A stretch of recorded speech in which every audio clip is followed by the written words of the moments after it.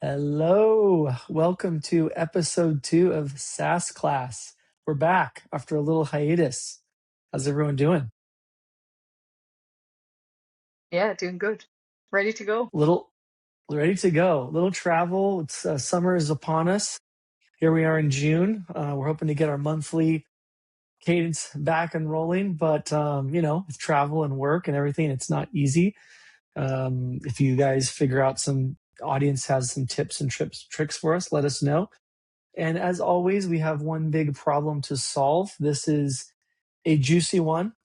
How can SaaS partner programs that are in that single digit growth rate go to 25% of pipeline, 25% of revenue? It's a pretty big one. So we're jumping in, we're going for it, and we have the right people to talk about it with. So always happy to be here. Myself, CEO and founder of Round Barn Labs, hosting the Always Be Testing pod, but super excited to be back with SaaS Class. And I'll pass it over to Nancy to give her intro. Yeah, thanks, Ty. Hey everyone, I'm Nancy and newly the new head of growth partnerships at Instantly.ai. I've joined Instantly to essentially create one unified partnerships org that focuses across affiliate, referral, creator, strategic, startups, etc. And we're gonna do it really, really well. So yeah, really excited. Guy, over to you. Love it. Congrats. Thank you. Congrats on the move, Nancy. And I'm Guy Yalif. I'm Chief Evangelist at Webflow, which is an agentic web marketing platform that helps create visually stunning, emotionally evocative digital experiences that also then go drive revenue. Before this, I've spent the last 25 years in ad tech and martech, up through CMO, and then co-founder, CEO of Intellimise, which Webflow acquired a couple of years ago. And I'm in this totally made up job now where I get to spend all my time out in market talking with CMOs and have sat as a partner with agencies and partner teams for almost all of that 25 years and been the one sometimes asking, hey, how do we get that 7 to 25? Couldn't be better way to tee it up. We have people from all parts of the ecosystem. For those of you who don't know, we've seen hundreds of examples of partner marketing in demand gen teams, in internal organizations in house, whether it was at eBay or Amazon or consumer or B2B startups. Been on the publisher, agency, network, and brand side. So I think like the mix of stuff here for SaaS folks and folks thinking about taking partner programs from one size to another, it's really well teed up and represented with Nancy and Guy and myself. So I love the framing in this concept. So with that, I kind of see it in my world. There's a lot of things that we see that kind of halt that growth and make it difficult to go from like that single digit pipeline number, single digit revenue number to a much larger contribution that partner marketing, when done right, can definitely hit like 20% plus, which is crazy. That perfect question from the CMO or the CEO that says, how do we get this to go to 25%? I have all kinds of like the laundry list of things that are not set up right is very long, so I don't want to list those out, but I'm excited to hear your thoughts. I often see sort of I've talked a lot about the set it and forget it, the consumer, fall into this consumer mold of thinking when it needs to be very unique and bespoke and driven by B2B and the buyers themselves and those audiences. So that's the first thing that I think of. I think of like, how do these programs get held back from their true potential? But Guy, I'm excited to kind of get your perspective having the leadership view. Emotionally, when someone's like, I'm going to get you to 25 and here's the budget I need, I'm simultaneously obviously excited, like 25%, 18% growth, tripling the revenue would be wonderful. But a few things I'd want to go dig in on objectively before being like, yep, let's go do that. One, the 7% we have today, how durable is it? Is it repeatable? Is it cherry picked? Let's talk about the cohort of folks that represent that 7% and how you plan on expanding from there. Also, is it like, how concentrated is it? Just like an investor would look at a startup and say, how concentrated is your revenue? I would take the same mental model here, because if the 7% came from one or two really big partners, uh, that's a very different situation than, it being spread evenly among 10 or 20 or 30. And it also has different risk implications for how you expand. Then I'd want to understand a little bit more about how to activate it. Like when you say, okay, great, I'm going to go add additional ones, how are you going to make them successful? How are you going to ensure that they meet the bar you're setting? And is that bar just to hand over leads? Is it to co-sell? Is it to white label? What kind of relationship are you looking for? And that leads to the last thing, which is it could inevitably lead to channel conflict, territory conflict, and that gets well-intentioned people really justifiably unhappy when you haven't thought through it in advance. And so those are a few of the things that come to mind to me when someone comes and says, hey, please, I want this budget and we're going to go deliver this much larger number. I love that. The channel conflict one's super interesting, and thinking, setting that up for success at the front end as much as possible so you avoid those pitfalls. That's super fascinating. Nancy, I'm dying to hear your view, riffing off of what Guy said. What do you think about in terms of building for that 25% perfect scenario or better scenario? Yeah, I think the honest answer is that some programs may never get there. You know, if Yes. you don't set the foundation correctly, then everything else isn't going to fall into place. The other thing is your business, is it feasible to get to 25%? Like if you look at the likes of HubSpot, when you've got so many different moving parts, 25% for a partner program may not be feasible. But for the likes of Instantly, it may be very much feasible because of, the level that you're at in business and where you're at. Are you scale up or are you fully established? Where are you at? But I think going back to the foundational side of things, if it's not set from the top down, the mandate to build this entire motion and for them to understand what it's going to take in order to do that, you're kind of already losing the battle. For example, I came into Instantly 2 weeks ago and I said, hey, listen, I've got these ideas. And immediately it was, let's make it happen. What do you need? That's the kind of thing that you need to build towards before you do anything else. If you don't have that, then you're just going to consistently be fighting everything. The second is essentially what Guy said is, who are the partners in the program? Have we got the right partners working with us?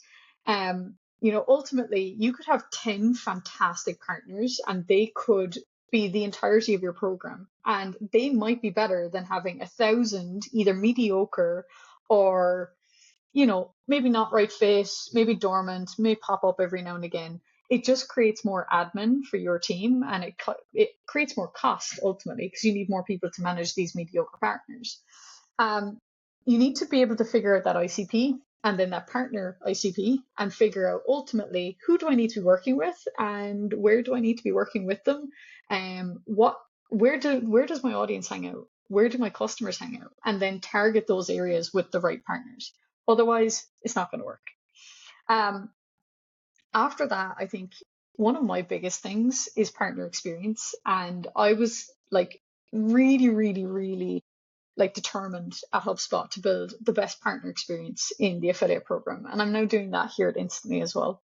Ultimately, if the experience for your partners is painful, then you're going to lose so much more than you're going to gain. Because if they hate working with you, they're not going to tell their friends about working with you.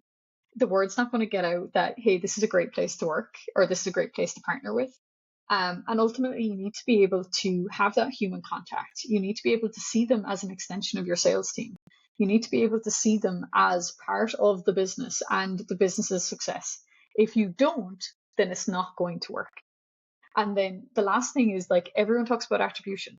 Attribution will defend itself if the program itself and all the foundationals are in place. But you have to make sure that everything else is right. And that's ultimately the way that I look at it from start to finish. But hey, There's I'm only one person. there's so much to this. Is amazing, and I think there's so much to go down. I want to double click on one thing. You mentioned you wanted to kind of create that ease of use for the partner.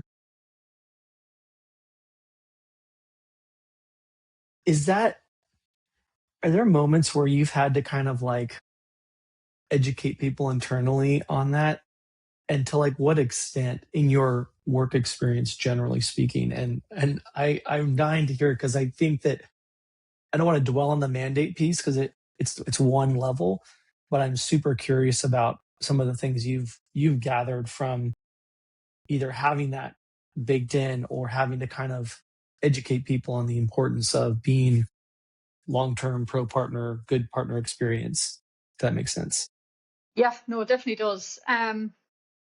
I suppose like I definitely experienced it, and not just at HubSpot or at Instantly. I've seen it at several other businesses that I've been involved with, where essentially, it's kind of, as you said at the beginning, that set and forget, where it's like, let's just set up a program and let's see what happens, and we'll build everything else in afterwards. It's not going to work. Ultimately, you will see that initial growth, it'll be amazing, and then you'll realize that 90% of it is fraud, or that you're not hitting the right customers, or it's in the wrong geos, or whatever. The partner experience has to be right, and HubSpot was very, very like determined to get the best partner experience across all of their partner programs. Instantly is the same. Most other companies do want that experience, but they don't know how to go about doing it, nor do they want to put in the resourcing behind it. You have to be able to have a human element at the business. They need to have a point of contact, whether that is one person behind that program or 10 people behind that program. There needs to be someone that can answer their questions and ultimately deal with the issues that they're having. If you've got a confusing dashboard, if you've got missing payments, if you have like everything automated, we're living in a world of AI. And ultimately, I set out when I joined it Instantly to build an AI native program, an AI native organization where AI is baked into everything that we do so that the human element can be freed up to spend more time with people, that we can be there on calls, talking to people as needed, solving the problems and figuring out what is needed to get to the next phase of growth. Ultimately, if you don't do that and you're just kind of automating everything, you're sending chatbots into everything, it's not going to work. I think for me, it has to be a priority. I think if you don't have that right, then you're not going to hit the right customers, you're not going to get the right partners, you're not going to essentially build a strong enough program to contribute to that 25%, or to get that growth rate up. It's just not going to happen. And I think some businesses do go about it in the right way. They want to have that, but if you're not willing to like back it, then it's not going to happen. Yeah, That's what I I've I seen. think about. I'm kind of excited to hear guys' thoughts on it, and then we can kind of go into like the next core thing we think is going to be that lever to grow to the right volume. But I like the framework that not everyone's built for it, not everyone's at that stage. I kind of go back to the fact that HubSpot built an entire partner ecosystem with around agencies, as did Salesforce and a few other businesses. Um, some of the networks come to mind, but I wonder if that helped. They had that DNA already. Did that help them be prepared to be partner friendly more so than maybe if they didn't have that in their growth DNA? Just a thought. Talk amongst yourselves. uh, what are your thoughts, It, Guy? uh, what both you and Nancy said resonate very strongly. Nancy, I couldn't agree more that it is an organizational wide commitment. They are an extension of your sales team. And I think programs have many ways they can go wrong, but one of them is to not think about it that way. Would you not enable your own sales team in depth to really understand what it is they need to say and talk about? Never. Would you do that with partners? Yeah, it happens all the time. Um, uh, you define clearly, hey, I want my AEs to know to this level. I want the SEs or SAs to know to this level. That you need to have that same expectation setting and discussion and alignment with partners and devote the energy and resources for that to happen. You mentioned, hey, if it doesn't go well, they're not going to tell others and it will stall. You didn't mention it could actually be proactively negative. They may go tell others, hey, Acme Co is a terrible partner, or they are going to waste your time, or the incentives just aren't aligned because they, in many cases, are putting their own livelihood on the line to partner with you, their own reputation to say, hey, I believe in this. And then when they are, just as your own sales team might be, between a rock and a hard place, when they're asked something they don't know, just because they haven't had a discussion yet, and there's no human for them to connect with, there's no system or AI for them to get the answer from, and they feel flat-footed, that hurts their reputation. The one last thing you made my little brain think was, you mentioned, it's very different to have a few partners or many. We are fortunate to have 300 plus partners and have invested a ton. We have a whole organization focused on it.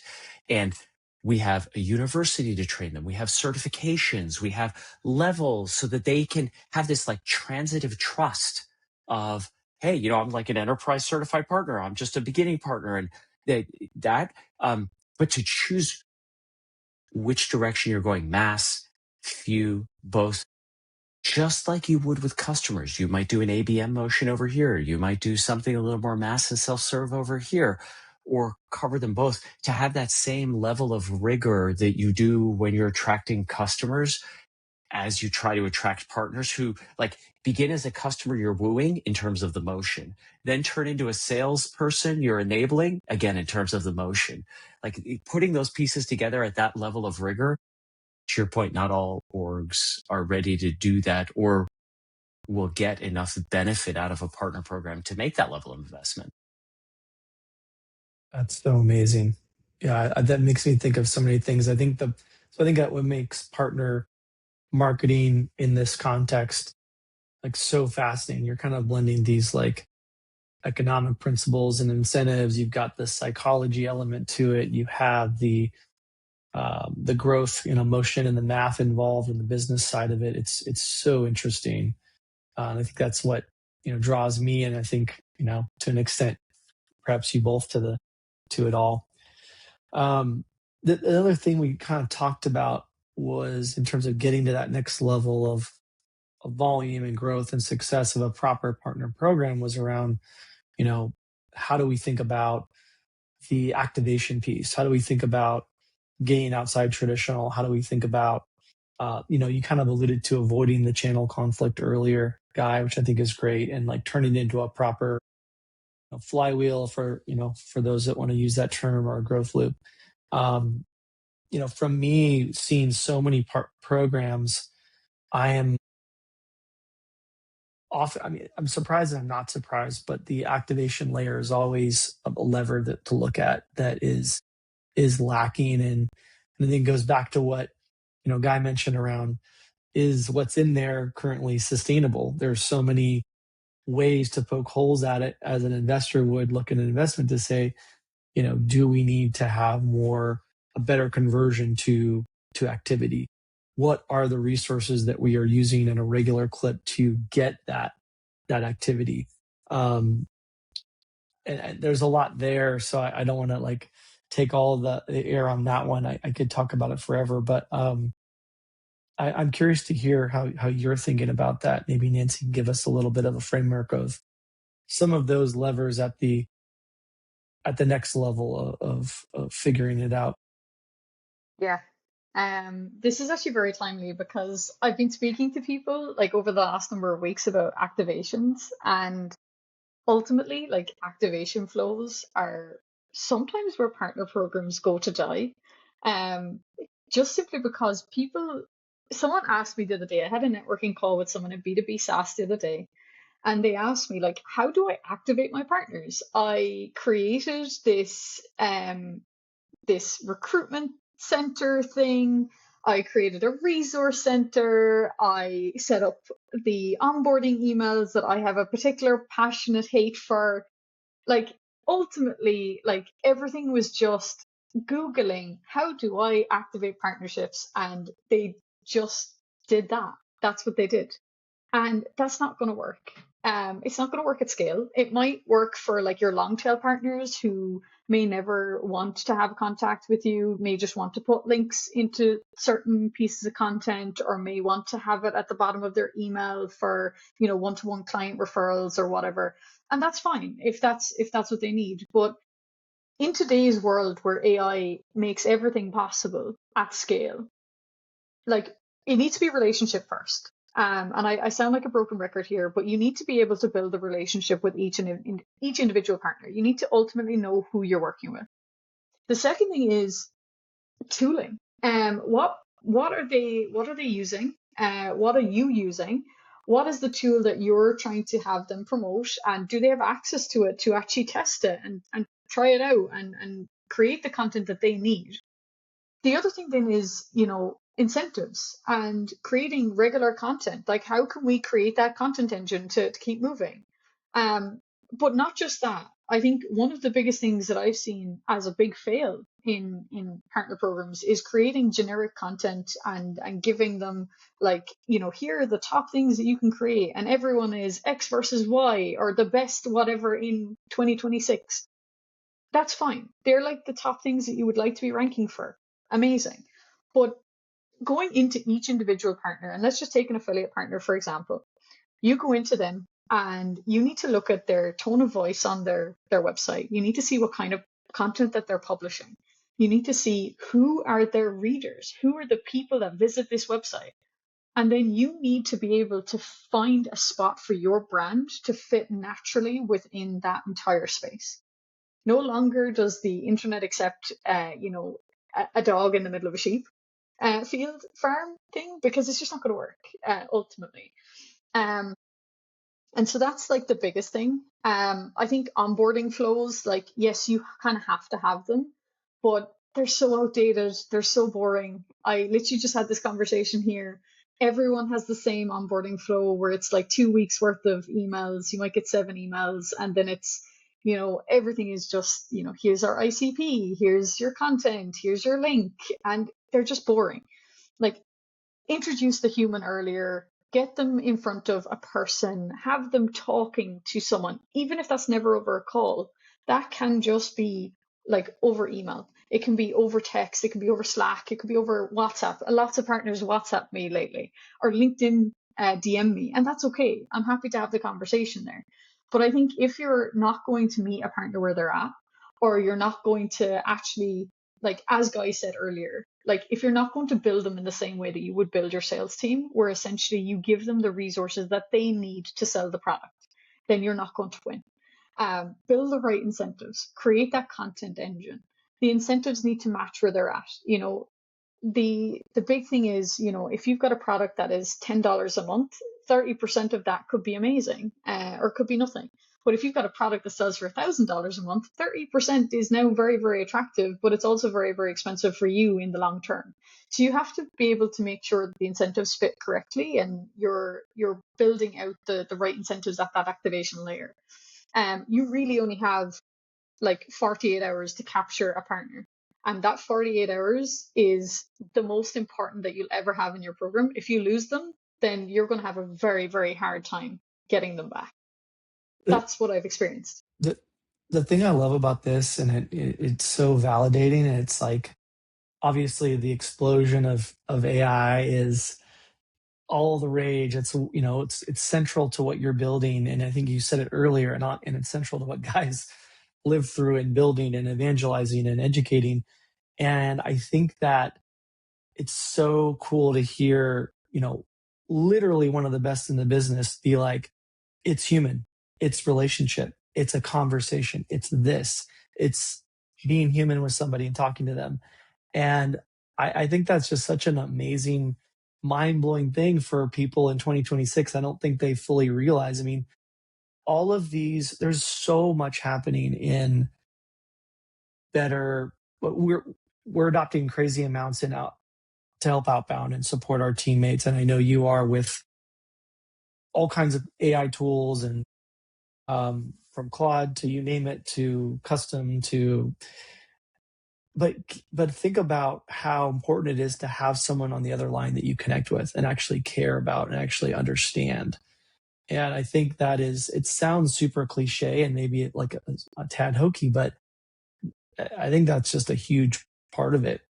The other takeaway I got from what you said is, which is also really exciting and validating, is around the ICPs and those audiences and being super detailed about honoring them and making sure those line up really well. I think people did that in consumer, and they do that in consumer, and when partner marketing programs are done right, it happens. But I think in B2B SaaS, it's like it's just almost table stakes, right? And I think that you get this opportunity to go into these communities and find people that not all the time, but oftentimes are not even familiar with how these systems work. And you have to sort of educate them and be like, yes, you get paid this way. This is how you log into the system. There's a lot of support and education required, but it gets you into accessing all these things. You've got YouTube, you've got Reddit, you've got LinkedIn, you've got performance PR, you have, business formation groups, you've got podcasts and connected TV. Like there's just so many cool levers that involve a good partner program that I don't think people realize if they're thinking about, well, let's just grab the partners from the XYZ network or XYZ ecosystem. So that just jumps out at me. Guy, where are you coming in on this one? Very aligned that this is a human first endeavor. I think AI could be a great way to, just as Nancy was saying, figure out the right way to complement or plug into their brand or their own ecosystem, right? It's good at doing that research. But ultimately, this is the equivalent of a very considered purchase because people are, again, putting livelihood and reputation, career on the line.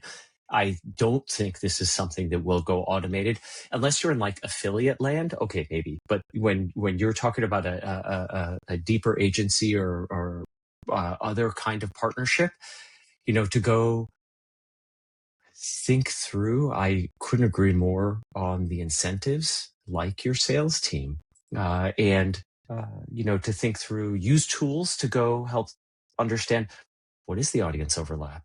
Structurally, are you a good fit as partners? Do you have go-to-market motions that complement each other? And then when you talk about the financial incentives, just like your sales team, super clear, simple, understandable, and then actually pay. Like actually do the follow-up to do that. There's no better way to frustrate somebody or burn trust than to not have those mechanics in place. But like, I don't think the human centeredness of this is a generational or AI native thing. I think it's too important for substantive relationships, for non-transactional ones. And that will remain a key part of it. And so I actually think go talk to the leader in that organization about what they need. You may have the standard onboarding and all the things, and that may be exactly what they need, or it may not be at all. Or they may think about, hey, you know what, the way we do, like, how do they win in market? How do they make money in market? What is their secret sauce? How do you complement that? How do you support the stories they want to be telling in market? Makes for a better partnership for everybody. Everybody is more likely to win and stick to it and take all this huge investment we make in enabling each other and getting to know each other and have it pay off rather than just having all the cost and then it sort of peters out afterwards. Does that land? It lands. You get to know who you're working with and talking to, kind of like, I get to know that Guy's more of an extrovert than I realized. That was cool learning. That's impressive because you've got so much brain power and an extrovert. That's impressive.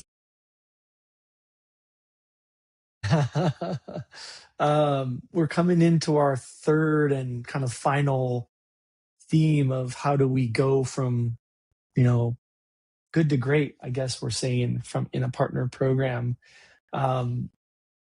no secret to this audience, AI is central to this entire theme of SaaS class, of these amazing leaders you're speaking with, and we're getting to talk to what everyone's trying to grasp onto. GEO with AI LLM and citations. How does it fit into that? And so as we think about growing, how do we, where do we think about attribution? Where do we think about uh, legacy things like last click, we'll call them? How do we show up there? And so I have a lot of thoughts and excited to kind of hear yours, and the importance of that, knowing that it's not, a massive percentage yet of the overall share, but especially from a visibility and a growth rate perspective, it is massive. And certain folks internally are saying, I need this now over all other things. And then you talk to certain people internally and it's almost flipped. It's like, I need tried and true pipeline. I know it's not that binary, but I'm excited to get your perspective on that, as especially Nancy. But I'll let Guy jump in if he wants to kick off too. For Nancy to go first and then chime in. Okay. I think a lot of people right now are talking about last click being dead, and ultimately it kind of is. We're seeing all of the AI search taking more and more and more of that, like Google space, more and more over the last number of months. And I think there's a couple of things that are happening. The buyer journey is very, very long, and especially in B2B, there can be multi parties involved. There could be decision makers that need to be in the room that aren't available or whatever, and it's too distributed. And pricing models right now for businesses aren't matching up to how people want to use the product. We're seeing a mass switch over to a credits model. Everyone's talking about credits, and yes, credits are amazing. Per seat is now dying because people don't need to be in the platform as much as they used to, because they're now connecting it via MCP and they don't want to pay for seats that they're only using 20% of.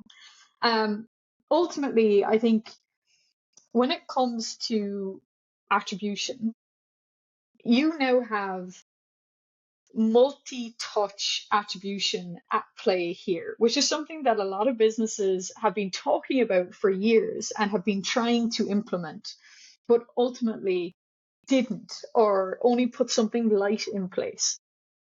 The likes of a user journey today could have watched 2 YouTube videos, would have heard you on a podcast, might have read a newsletter. Then someone that they were talking to on a networking call mentioned it, and an affiliate or a partner could have been involved at any one of those stages or in all of those stages. And ultimately, it is now like almost statistically dumb to be still tracking everything on last click, because it's not the model anymore. It's not the way to do business. I think moving to that multi-touch view needs to be the new baseline, or looking at like a marketing mix model, something along those lines. You need to be looking at CRM integrations, and server to server. You need to have all of your marketing systems connected. Everything needs to be talking to each other. 100%. It's integrated marketing in itself. It has to be. I think you need to look at the influence across the entire journey. If you have a partner that has influenced any part of that journey, they need to be compensated for that. Whether that is at the very, very top of the funnel, where they created a piece of content and that is where the journey started for this prospect. Maybe they need to be paid for that content, or maybe you need to pay for some aspect of that. The GEO visibility, that's a new one. And there is no perfect formula right now to connect the citations to down funnel. But putting some sort of a data mindset in place to maybe match your citations with your partners. So for example, you might be able to take Nancy.ie. Nancy provided us with 10 signups last month, and they provided us with 100 citations. How many of those citations may have been involved in those 10 signups? And then on top of that, how many purchases did that drive? it doesn't tell you the full story. It doesn't tell you, did someone click because of that citation? But it gives you that influence model. And it's essentially building in that brand paid media awareness model into paid marketing. When you talk about partner marketing, it's crazy. I think programs who figure out how to do this at a really, really like efficient but protected scale, where essentially partners feel supported through the entire funnel, are the ones that are going to win. Because even when we were at HubSpot, partners, we weren't paying the most when it came to commissions, but partners were willing to work with us on a lower commission model because of the partner experience and the going to bat for them to say, hey, listen, we see that you've like lost the majority of your traffic because of the Google algorithm updates. Let us help you out. Let us figure out how we can get you back on track. We'll get you all the resourcing you need. Let's rebuild. And they value that. And that attribution is now coming full circle. We're now able to see that in the AI overviews. We're able to see that in citations. And we're obviously able to figure out attribution models full stop. I don't think there's going to be a cut and dry answer in the next few months. I really don't. No one's going to be able to figure this out fully. But I don't think we're too far away from it either. I really don't. But Guy, I'd love to get your thoughts on it. Like, what are your thoughts on attribution? Is everything dead? Should we give up our jobs? What's going on? Few things building on what you said. I think on the AEO GEO part, it really does matter, and I think your partners can play a big part in that. Forrester surveyed a bunch of B2B buyers last year. 95% said, I'm going to use an LLM in my buying process. G2 surveyed a bunch of folks this year. 51% said, I am starting my shortlist on an LLM, and 69% said, I'm going to change who's on my shortlist based on what the LLM says. So it matters. It is influencing journeys. 1, 2, the LLMs ultimately are looking for consensus and popularity. And so the ability to have your message repeated in a bunch of different places in the same way is extremely helpful. Backlinks not required. And so I think your partners' sites themselves, the things they say out in public, their ability to influence review sites, all of those directly influence both you and your partner's ability to go drive revenue. 3, on attribution, it's a battle scar driven, unusual view, but I think true multi-touch attribution is a road to hell paved with good intentions. Why? Not because we don't have the tech. We've had the tech and the algorithms for 10, 20 plus years. It's that at its core, you've got to make up some system to say, what do I attribute to which touch where? And the core of it isn't, is that the right thing? It's, does everybody believe it? If people believe it, then it's true. And if they don't, then it doesn't matter that you did it. I think making that harder is the middle of the funnel is more opaque now. Did you show up in the LLM? I have no idea what conversation happened or how many other touches happened. And then, at the end, did they click? Did they talk to you? In my humble opinion, the core fundamentals that we've had in place with partners on like, did they register the lead first? Did you register the lead? Like those remain true and likely are really valuable in attribution going forward. Because you're going to have, hopefully with a successful partner program, more people selling, additional brands selling, but the core of claiming the accounts remains true. And I get that may not be a popular point of view. Tye, what do you think? Would you say, and I've got lots of thoughts on this, but would you say like that multi-touch view can get people into trouble, but it can also help inform those good intentions? That the spicy take you throughout was really, really, really good. And the spicy take is not meant to be pure negative. It's meant to be the core of the thing isn't how well did you do the MTA. The core of the thing is, do people believe it? That's my spicy take. And whatever you did, whether it's flat, last touch, first touch, some thoughtful, adversarial, something genetic algorithm, whatever it might be, if people believe it, that's what matters. In my humble opinion. It has to pass some internal, logic and customer journey to some extent. And I like that direction. And I think the exciting thing for me is that I think, and there are many things that will it, pass it, the logic test. as we talk That's to the thing. more, Like there, sorry, my thing froze as I was about to deliver something. Forgive me. As we talk to leaders in this world, I think there's an aspiration for partner people to sort of increase their elevated visibility in the ecosystem. I think to some extent that capability to go to that 25% is what makes it compelling. That efficiency, that diversification. There's all kinds of things that make sense, whether it's tech integrations or SaaS value-added resellers and agencies. But I think there's a thirst, especially from a measurement thing, and this is really something that was big lately for me that you're alluding to, Guy, which was if we can sort of level up and not and rip the band-aid off to an extent from a measurement and an attribution perspective, I think partners can have even more of a seat at the table, even more of a sway. And I think that's the aspirational part of it that I see. And I think that's what you're alluding to. We're now able to visibly see citations, rankings, sentiment for our clients. We are now able to say, if you don't want this core thing, you just want to get 10 really good partner placements per month that show up in LLMs and that's reported. Great. So it's exciting to be able to deliver that to people who are used to, oh, how do I wrap my head around this whole partner ecosystem thing? Which is exciting. So it's a very interesting opportunity. And I think your attribution framing is really, really sharp around it. You don't want to get hung up on one model. It's got to be, is it believable?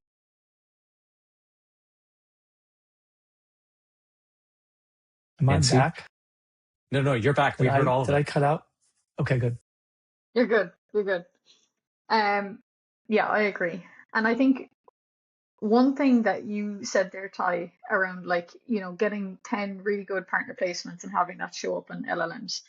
This is a conversation I've had with a couple of agencies over the last couple of weeks around how do I get bigger bang for my buck? We obviously built a really good engine at HubSpot, and so people are trying to learn from that. I think it's, we've seen AEO play a huge part, especially offsite AEO. Partners are now essentially fueling the context layer for a lot of LLMs to pull citation wise. Oh, we've lost Tye. You're on mute, Guy. We're going back. He definitely is having internet problems. He definitely is. But yeah, I'll finish up the point. I think there's a lot of agencies looking to prove the ROI to clients who don't fully grasp the idea of it yet. And that's fine. That's completely okay. But I think going into this with a mindset of, how do we get the most bang for our buck isn't going to win too many favors either.